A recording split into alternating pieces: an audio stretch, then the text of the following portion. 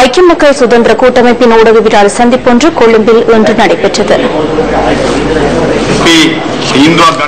நாங்கள் அமைச்சர்கள் என்ற ரீதியில் தொடர்ந்தும் கடமையாற்றுவதா என்பது குறித்து சிந்திக்க வேண்டியுள்ளது.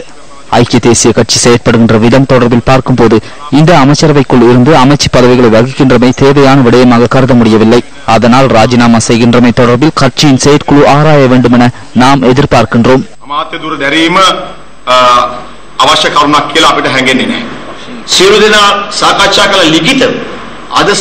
கூட்டமைப்பின் தலைவர் ஜனாதிபதி மைத்ரிபால சிறிசேனவிடம் நாம் இன்று எழுத்து மூலம் வேண்டுகோள் ஒன்றை முன்வைத்துள்ளோம். மத்திய செயற்குழுவில் தீர்மானம் ஒன்றை எடுத்து கட்சியிலிருந்து விலகுவதற்கு யோசனை ஒன்றை முன்வைக்குமாறு கோரிக்கை விடுத்துள்ளோம். அந்த தீர்மானத்தை மத்திய செயற்குழு எடுக்கும் என நாம் எதிர்பார்க்கின்றோம்.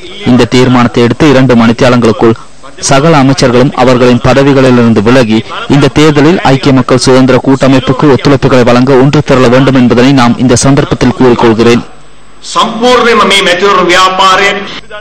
ஜனாதிபதி மைத்ரிபால சிறிசேனவுக்கு சிறுபான்மை மக்கள் பெருமளவில் ஒன்று திரண்டனர். அதனை நாங்கள் அறிவோம். சிறுபான்மை மக்களுக்கு பாரிய பல்வேறு பிரச்சனைகள் காணப்பட்டன. அதனால் மைத்ரிபால சிறிசேனவுக்கு வாக்களித்த அனைத்து சிறுபான்மை மக்களிடமும் கோரிக்கை ஒன்றை முன்வைக்கிறேன். இந்த தேர்தலில் ஐக்கிய மக்கள் சுதந்திர கூட்டமைப்புக்கு வாக்களிக்குமாறு நான் கோரிக்கை விடுக்கின்றேன். எவ்வித அச்சமும் கொள்ள தேவையில்லை.